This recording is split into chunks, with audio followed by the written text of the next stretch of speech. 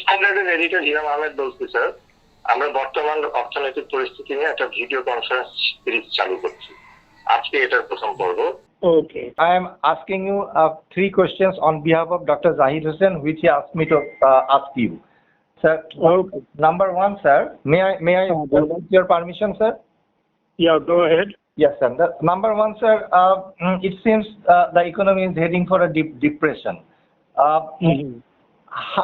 How do you see things will play out in future? How will it even out? When will the recovery start? How do you look at the future, sir? Okay. All right. Well, the most obvious answer to that is that it depends on how we handle the COVID crisis. Because the big problem is that because we have got such a inadequate record of testing. Yes. In fact, we seem to have one of the world's lowest rates, certainly lower than our neighbors and elsewhere. We have really no idea as to the width and depth of the COVID crisis. Yes. So we have no idea when this is going to peak and how long it will go on. So this has created a big unknown factor in making forecasts for the economy, because in other parts of the world there is a much greater sense of awareness as to the way in which the crisis is in fact evolving, and they are at least attempting to make some predictions about when it will flatten out and then the curve will start moving downward. In our case, until we really get to adequate level of testing, and I'm told that Yes. People are suggesting that this may need to go up to about 20,000 tests a day. Yes, sir. You are then not going to get a proper sense of the extent of the problem. Yes. So I don't know what sort of targeting is being set to enable us to reach such a level. From the looks of it, this may not be even in the month of May, so we may be talking about even June, in which we are reaching maximum potential for testing. And then from that, some reasonable indication will come as to the extent of the problem and when our curve will flatten and then start moving downwards. At the moment, unlike in quite a number of other countries, the trajectory of the curve seems to be clearly upward. Yes. And with no indication how steep it will be.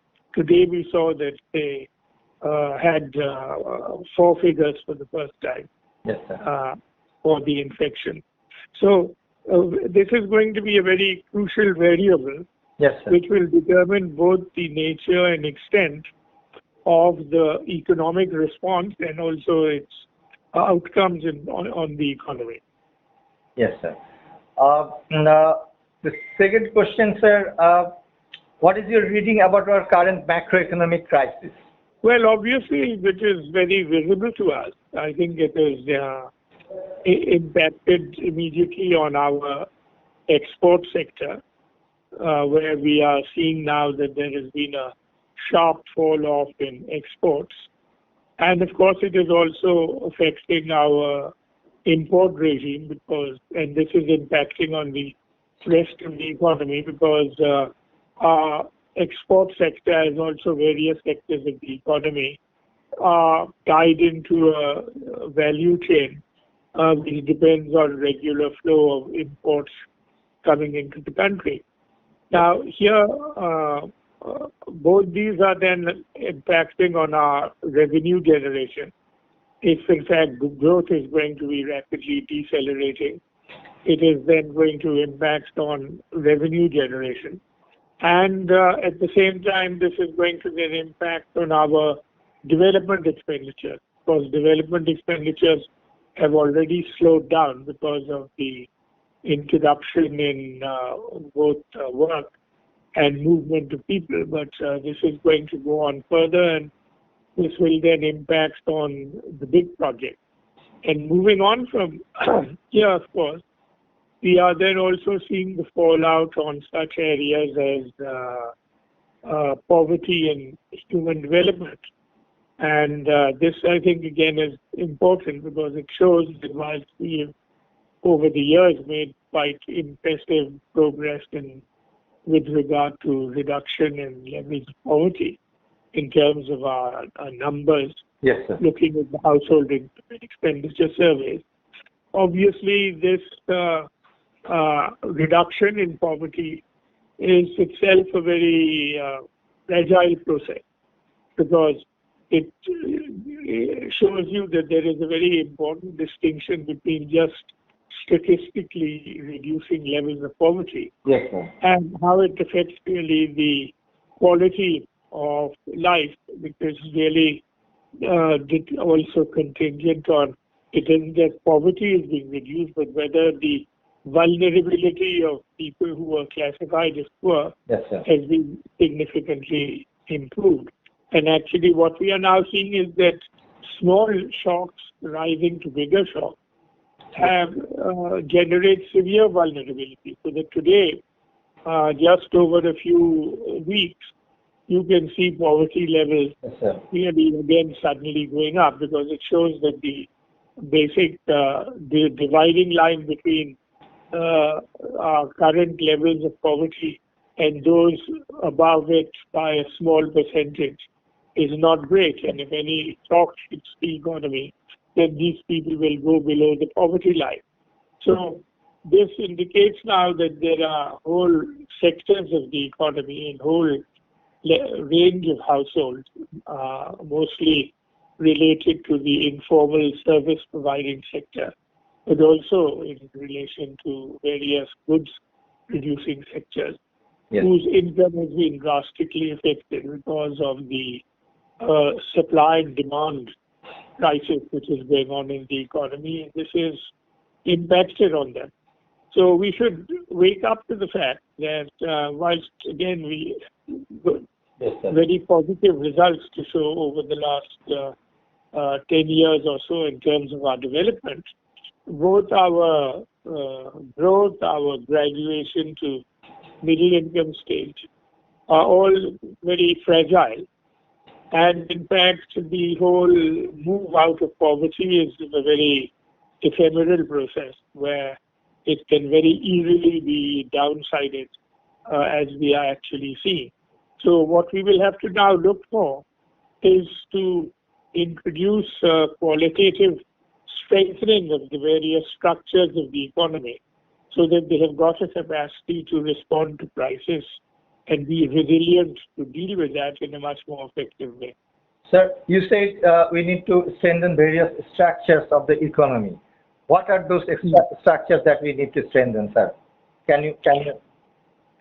Well, I think very crucial to this is that we need to, in fact, actually demonstrate much greater strength and resilience in the revenue generating capacity of the economy to begin with.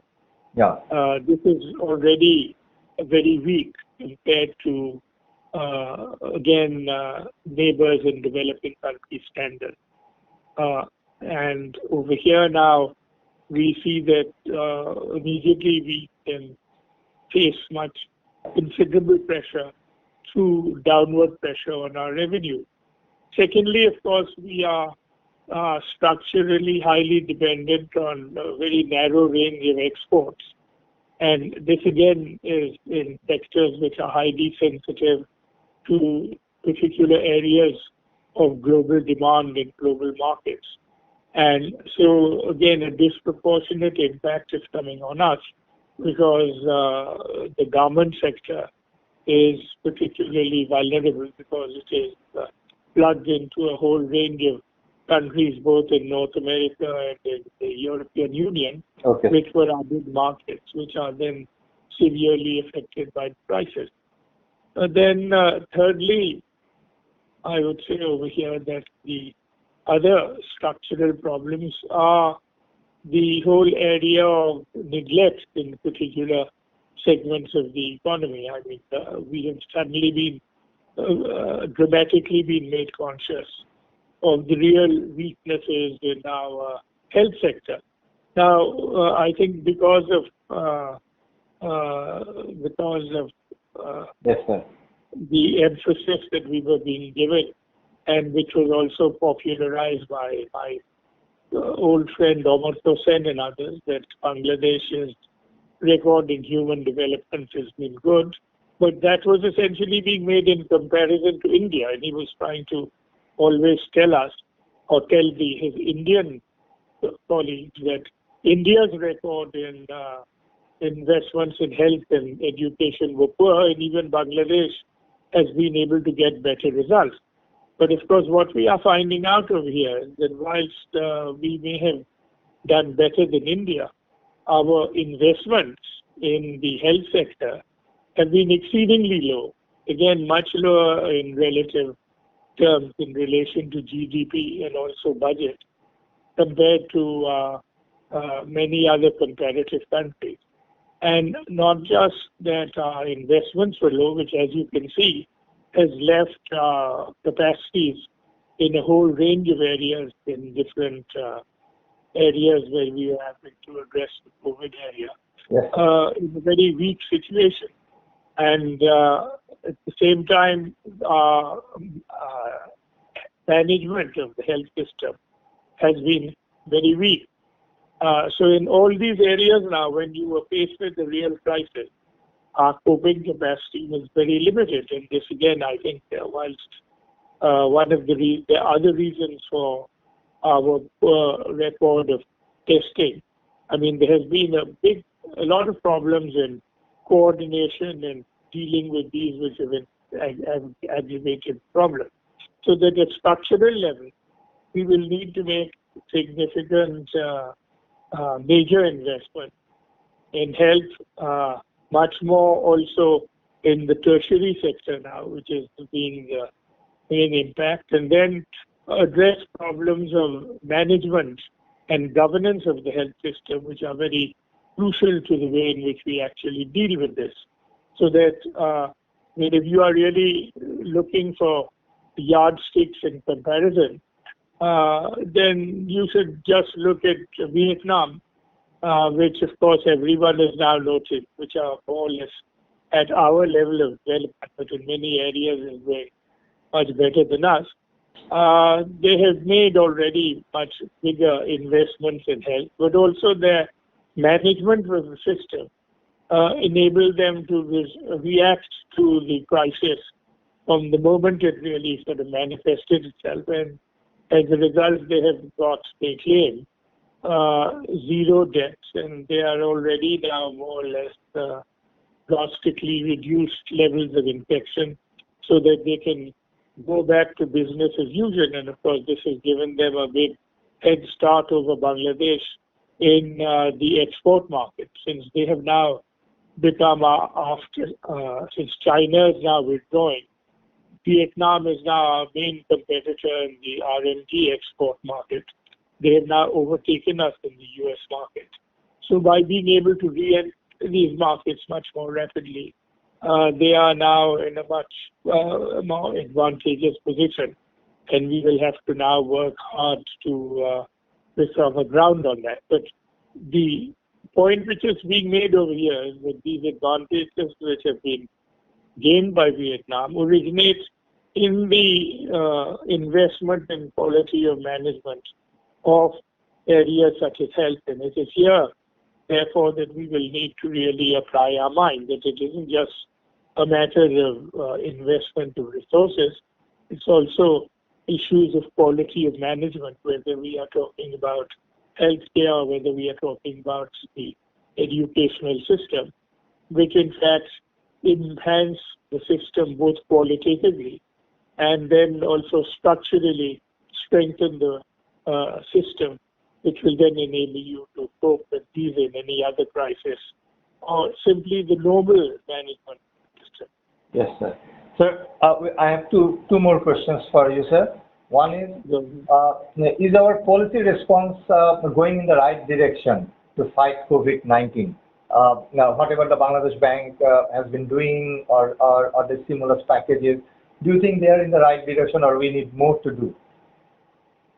Well, I think within the circumstances, they are obviously reacting in the best way they can. And obviously, the way they seem to be addressing this problem is to, in fact, provide stimulus packages to the economy, because they are obviously working on the assumption that there is economic recession, which has led to both supply side problems where output needs to be stimulated and demand side problems where demand needs to be generated. And they also have to address the humanitarian problems related both to the circumstances of the workers and also, of course, in other sectors of the economy, such as the informal sector. Now, the response has been through stimulus packages, which have channeled liquidity and attempted to enhance the liquidity of the banking system, operating through the package being administered by Bangladesh Bank. Now, there are some problems over here which we will have to look out for very carefully. The stimulus package is being more or less exclusively handled by the bank. This essentially means that through various interventions, you are enhancing liquidity at the disposal of the bank, and you are also attempting to provide stimuli through subsidy for interest rates, and also taking measures to, in fact, sort of relax loan recovery. Now, these in the prevailing structural circumstances of our bank is, of course, it will help, but it has problems, and we will have to, I do not know who is going to oversee this and how this is going to be handled, because the banks are already, in fact, facing serious problems. I mean, as you recollect, they are carrying almost 100,000 crores worth of defaulted loans, and something like last year, if I recollect the numbers, about 50,000 crores worth of loan rescheduling took place. Now, obviously, the packages which have been provided to them have made them really assume the role of risk taker, because they are really being partially subsidized, but at the end, they are lending money and they will have to actually recover it. And already, in fact, in terms of recovery, further elements of descheduling have been built into the package as it has been given to them. So now, virtually the entire onus of, in fact, seeing that the loans go A, to the right people, and B, that these are effectively utilized and then recovered, is really resting on the banks. Now, whether the banks, who in the best of times, when the economy was more or less booming, were having difficulty in managing the way in which credit flows were being managed and recovered, under the prevailing circumstances, where there is already a crisis of both demand and supply, which is severely impacting on the business prospects for the people who will be borrowing money, this is going to be really difficult. Now, here the problem will, of course, be several-fold. One, of course, is that the nature of the stimulus package was partly designed to ensure that workers, in particular, would in fact retain their jobs and would in fact actually be getting salary. Now, the first 5,000 crores which were offered to them were really designed to pay salaries, I think, for the month of March and April. Now, how effectively that served that purpose, I'm told it has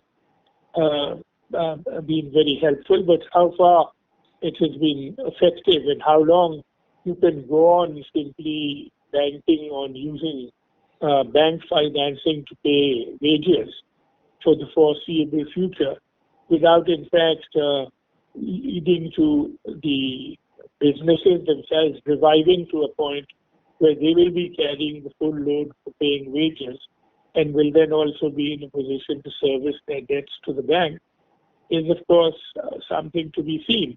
So this aspect of the problem I think has to be very carefully thought out.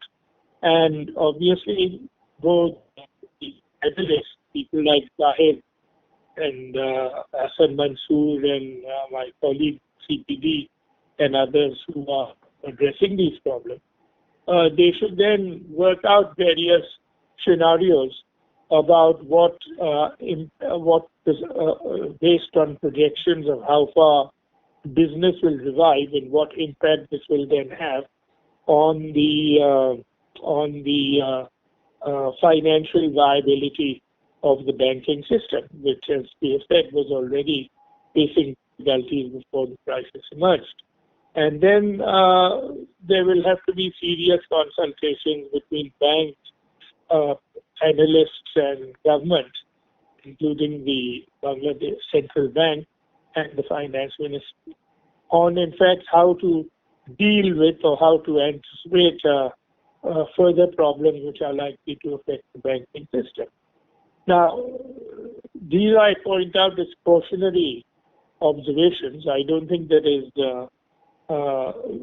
in the short run, I think this was about the best it could do, but it will be quite inappropriate and highly risk-prone if in fact the matter should simply be left there, and we should then look out for these problems, otherwise we will face a much more severe problem. The second intervention, of course, which is on provisions of, you may say, transfer payments, including subsidized and free distribution of consumer goods packages and areas. I think this again is very appropriate, and all efforts should be made to do something about this, and they are doing the best they can. But here again, the problem now is to work out and do some sensible forecasting on how long this will be necessary, because this is tied up with the third aspect of the problem, which is the revival of the informal sector and associated with the provision of service, because this is basically mostly outside the packages which really have been prepared for the by the banking system. And here I have not really come across any clearly thought out and longer term series of interventions to deal with the much bigger and more severe problem of people in the informal sector and how to manage their circumstances.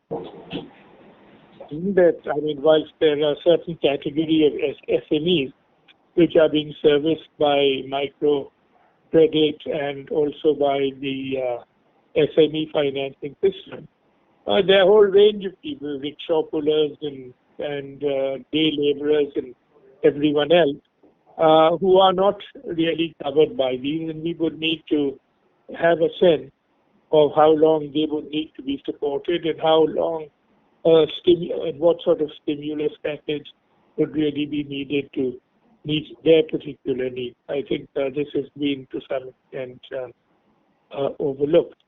I think obviously we are going to have to, in our budgeting for this year, have a much bigger package of what you would really call welfare-oriented or social protection programs, where the budgets and the GDP ratios will have to rise significantly to meet these needs. But at the end, these are not needs which can be met indefinitely.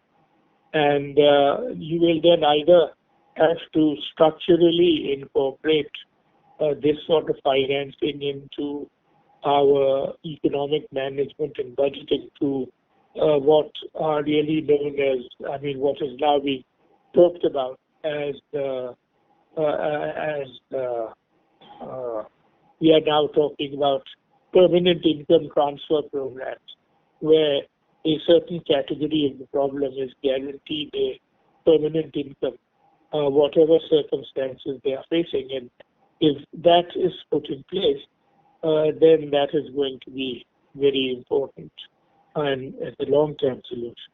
Last point I want to make is that we should not disconnect all our interventions from the consequences this is going to have on the COVID outcome. Because the goal at the moment is to revive and reactivate the economy. It essentially means workers going back to work in factories.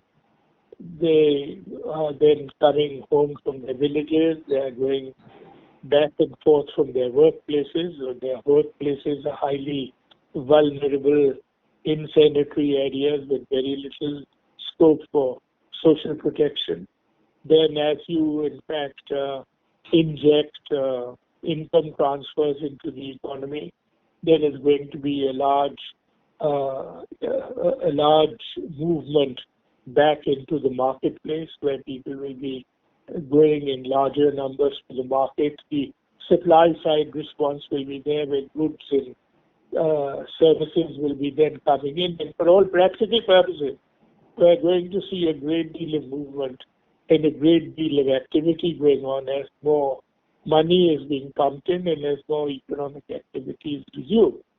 Now, without getting a clear handle on the trajectory of the COVID process, to then get a whole range of activity going on when we are still at the upward stage of the COVID curve, could have then quite serious implications for our health situation. And so I think here again, we will need to have very serious consultations of all concerned. And my advice is that given the complexity and seriousness of the problem, the government would be well advised to widen its consultative processes and to bring in a broader section of professional people, both from the healthcare system and also from civil society, including those who can contribute to the analysis of the economy, and also people who will then be involved in broader issues of social management relating to social distancing and educating and conscientizing people as to how to really cope with it. So this is really a national crisis, and it should be dealt with sort of a joint national agenda in which we should not simply bank on the government to deal with this in their own exclusive way. And the government itself should, in fact, take advantage of being much more inclusive and consultative in the way in which they deal with this process. Sir, thank you so much, sir, for your kind conversation with us. আপনারা professor Rehman সোহানের বক্তব্য শুনলেন।